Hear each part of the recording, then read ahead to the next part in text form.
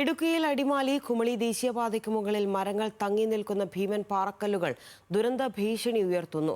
ഉരുൾപൊട്ടലിന് പിന്നാലെ റോഡിലേക്ക് വീണ കല്ലുകൾ നീക്കിയെങ്കിലും അപകടാവസ്ഥയിലുള്ള പാറകൾ ഇപ്പോഴും നീക്കം ചെയ്തിട്ടില്ല.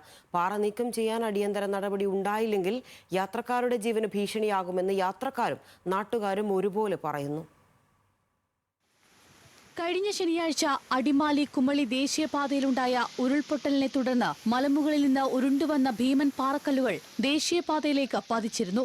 റോഡിലേക്ക് വീണ കല്ലുകൾ ഉടൻ നീക്കം ചെയ്തെങ്കിലും നിരവധി വലിയ പാറകൾ റോഡിന് തൊട്ടുമുകളിലുള്ള മൺതിട്ടയിൽ മരങ്ങളിൽ തങ്ങി നിൽക്കുന്നത് വലിയ അപകടം വിളിച്ചുവരുത്തും.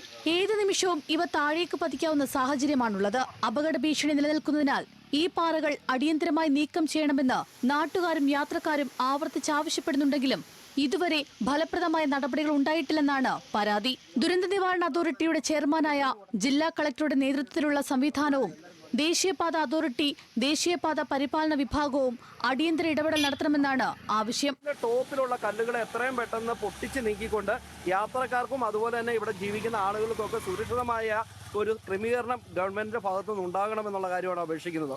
മഴ ശക്തമാവുന്ന സാഹചര്യത്തിൽ മരങ്ങളിൽ തങ്ങി നിൽക്കുന്ന പാറകൾ വീണ്ടും താഴേക്ക് പതിച്ചാൽ ദേശീയപാതയിലൂടെ സഞ്ചരിക്കുന്ന യാത്രക്കാരുടെ ജീവന് ഗുരുതര ഭീഷണിയുണ്ടാകുമെന്ന് പ്രദേശവാസികൾ പറയുന്നു. വലിയ ദുരന്തം സംഭവിക്കുന്നതിന് മുൻപ് അപകടാവസ്ഥയിലുള്ള പാറകൾ നീക്കം ചെയ്ത് ദേശീയപാതയിലെ യാത്ര സുരക്ഷിതമാക്കണമെന്ന് ഒരുപോലെ ആവശ്യപ്പെടുകയാണ് യാത്രക്കാരും നാട്ടുകാരും.